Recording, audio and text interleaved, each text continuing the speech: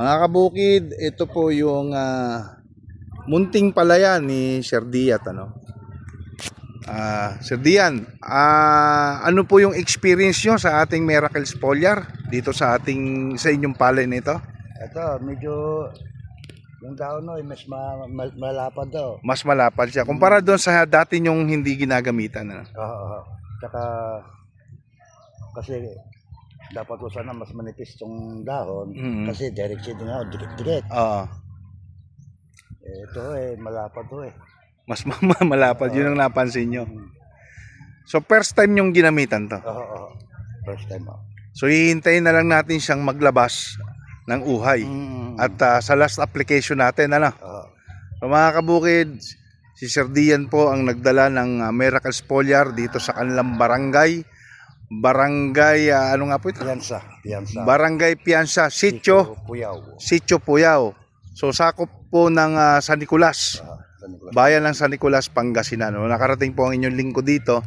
So ako na may natutuwa dahil pinalagaan na po ni Sir Dian ang ating produkto dito sa kanilang lugar. Kaya ako po, sabi ko sa kanyang user din natin dito na si Sir Eddie, ay lilibot ako dyan. So ito na po, magkatabi na kami mga kabukid. Sir Dian.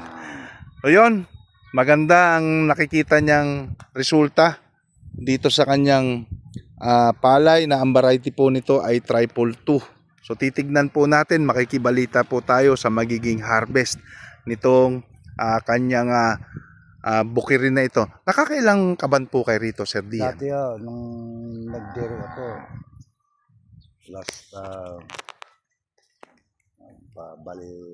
2 years yata yung parang 2 taon na yata kasi puro gulay ang tinatanim ko rito. Then, itong 3,000 naka-eksakto 40. Yun yung last na ano nyo? Direct seeding din 40 kaban. So tignan natin ngayon kung makakahigit pa.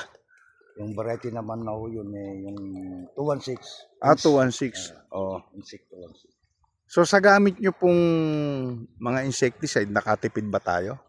O mali, ganun pa rin? Medyo nakatipid daw kasi ang ginagawa ko pag nilibot ko kung pag may mga hayop o kaya mga insekto na ano, tsaka ako nag-spray siguro mga 15 to 20 days ang interval ko. Pero sa ngayon kasi puro gulay itong nasa palibot nito, ang dami yung insekto o yung tawag tiangaw rice bag sa English. Mas nakatipid tayo ngayon. Sa abono, dati ilang kilo lang to, maliit lang to siguro isang bag kasya na rito.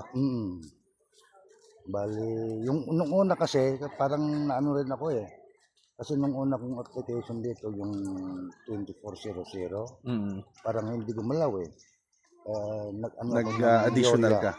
Urea. Ayun. So makikita natin kung ano yung total harvest nito talaga. So malapit na to, kabilang buwan nito. June. March 14 ko sinabog.